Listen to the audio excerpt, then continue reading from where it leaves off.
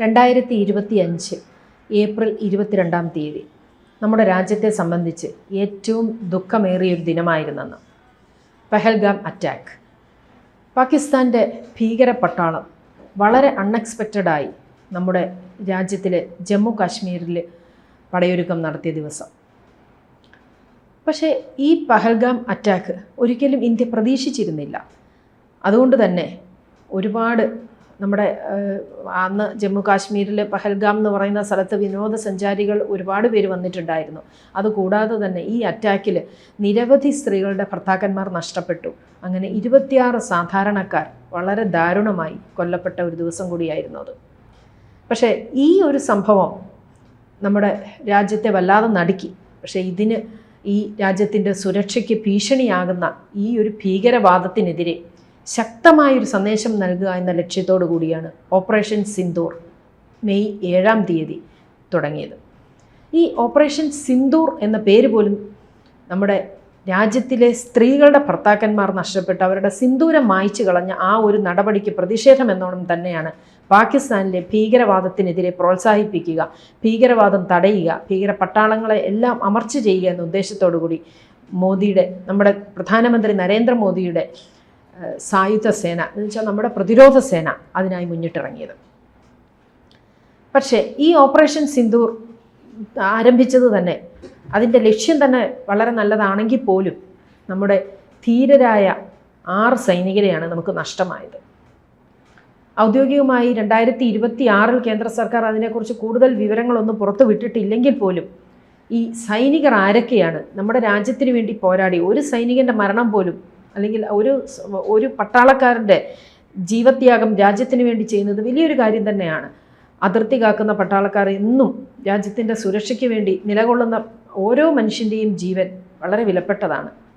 അപ്പം ഈ 6 സൈനികർ വീരമൃത്യു വരിച്ച് ആ ഒരു സംഭവം രാജ്യത്തെ വളരെയധികം നടുക്കിയിരുന്നു. അവരുടെ പേരുകൾ ആരൊക്കെയാണ് അവർ? പക്ഷെ അവരെക്കുറിച്ച് കൂടുതൽ വിവരങ്ങളൊന്നും അറിയില്ലെങ്കിലും കുറച്ചൊക്കെ അവരെക്കുറിച്ച് വെളിപ്പെടുത്തിയ വിവരങ്ങൾ ഒന്ന് പങ്കുവയ്ക്കാം. സുബേദാർ മേജർ പവൻകുമാർ അതായിരുന്നു ആദ്യത്തെ ഇന്ത്യൻ സൈന്യത്തിലെ ഏറ്റവും പരിചയസമ്പന്നനായ ജൂനിയർ കമ്മീഷൻഡ് ഓഫീസറായിരുന്നു സുബേദാർ മേജർ പവൻകുമാർ. അദ്ദേഹത്തിൻ്റെ ജന്മസ്ഥലം ഉത്തരാഖണ്ഡായിരുന്നു.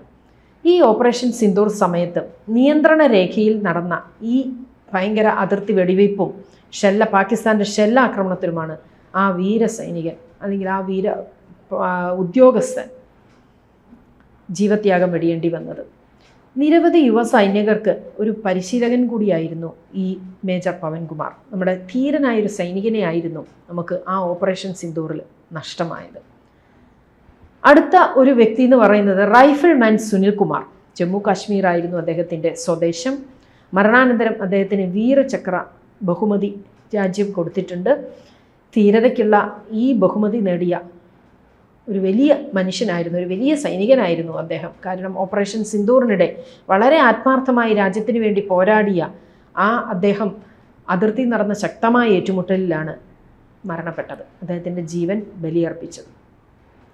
അടുത്തത് ലാൻസ് നായക് ദിനേശ് കുമാർ.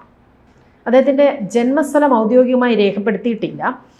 ധീരനായ മുൻനിരയിൽ തന്നെ സേവനമനുഷ്ഠിച്ച ഒരു സൈനിക ഉദ്യോഗസ്ഥനായിരുന്നു.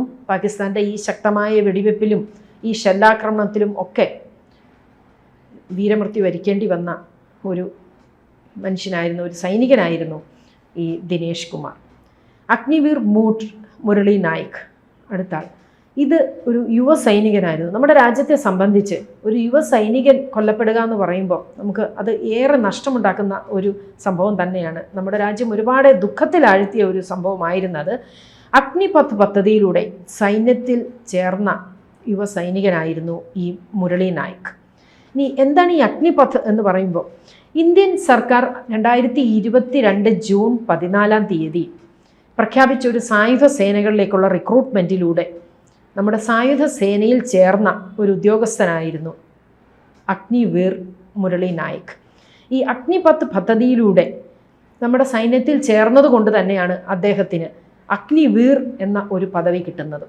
അപ്പം ഇത് ആർമിയും നേവിയും എയർഫോഴ്സ് ഈ 3 സായുധ സേനകളിലൂടെ അവർ തിരഞ്ഞെടുത്ത ആ ഒരു റിക്രൂട്ട്മെൻറ്റിലൂടെ സേനയിലേക്ക് കടന്നു വന്ന യുവ സൈനികനും കൂടെ ആയിരുന്നു. അതുകൊണ്ട് തന്നെ ഈ വളരെ യുവാവായതുകൊണ്ട് തന്നെ അദ്ദേഹത്തിൻ്റെ മരണം, അദ്ദേഹത്തിന് വളരെ കൊച്ചു പ്രായത്തിൽ തന്നെ ജീവത്യാഗം വെടിയേണ്ടി വന്ന ഒരു സൈനികനായിരുന്നു.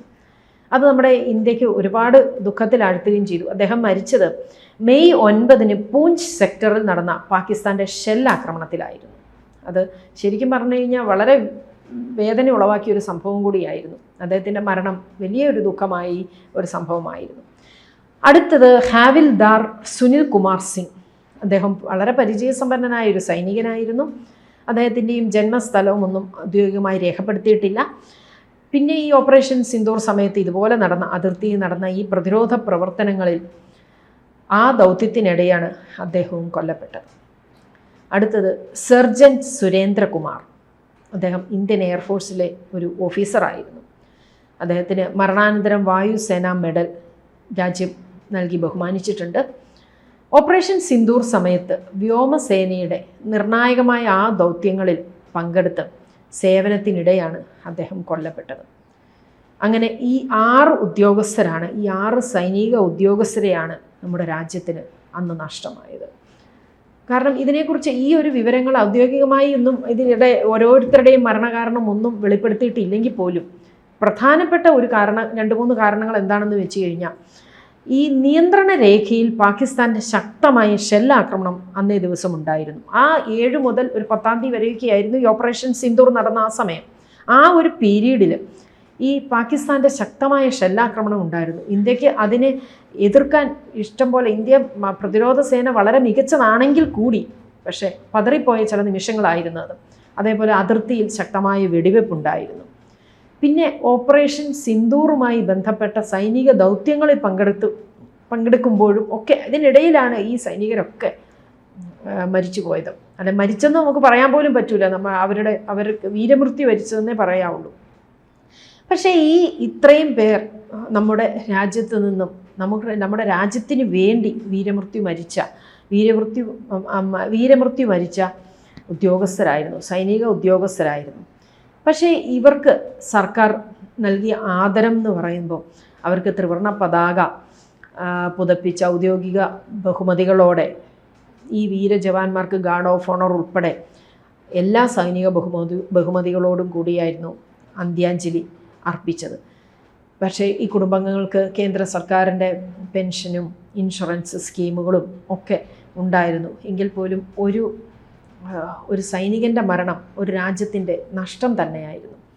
ഈ ഓപ്പറേഷൻ സിന്ദൂർ നടപടി നമ്മുടെ രാജ്യത്തിൻ്റെ സുരക്ഷയ്ക്കായിട്ട് നടത്തിയ ഈ പോരാട്ടമാണെങ്കിൽ കൂടി നമ്മുടെ 6 സൈനികരെ നഷ്ടപ്പെട്ടത് നമ്മളെ വലിയ ദുഃഖത്തിലാഴ്ത്തിയ ഒരു കാര്യം തന്നെയായിരുന്നു.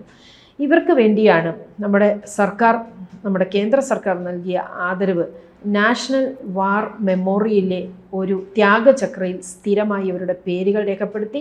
അതേപോലെ തന്നെ വാർ മെമ്മോറിയലിൻ്റെ റോൾ ഓഫ് ഓണർ പദവിയും ആ റോൾ ഓഫ് ഓണറിലും അവരുടെ പേരുകൾ ഔദ്യോഗികമായി രേഖപ്പെടുത്തുകയും ചെയ്തു. നമ്മുടെ രാജ്യം നിലനിൽക്കുന്നിടത്തോളം കാലം ഈ 6 സൈനികരെയും നമ്മൾ ഓർക്കും. രാജ്യത്ത് അതിർത്തി കാക്കുകയും അർപ്പണബോധത്തോടെയും സേവന മനോഭാവത്തോടു കൂടിയും ജോലി ചെയ്യുന്ന ഒരുപാട് സൈനികർ നമ്മുടെ രാജ്യത്തിനുണ്ട്. ആ രാജ്യാതിർത്തിയിൽ സ്വന്തം ജീവൻ ബലിയർപ്പിക്കാൻ നിൽക്കുന്ന അവരുടെ ജീവൻ പണയം വെക്കുന്ന ഈ ധീര സൈനികർക്ക് ഓരോരുത്തർക്കും ബിഗ് സല്യൂട്ട്. കൂടുതൽ വാർത്തകളും വിശേഷങ്ങളും നിങ്ങളിലേക്ക് എത്താൻ ABC മലയാളം സബ്സ്ക്രൈബ് ചെയ്യുക, ബെൽ ബട്ടണും അമർത്തുക.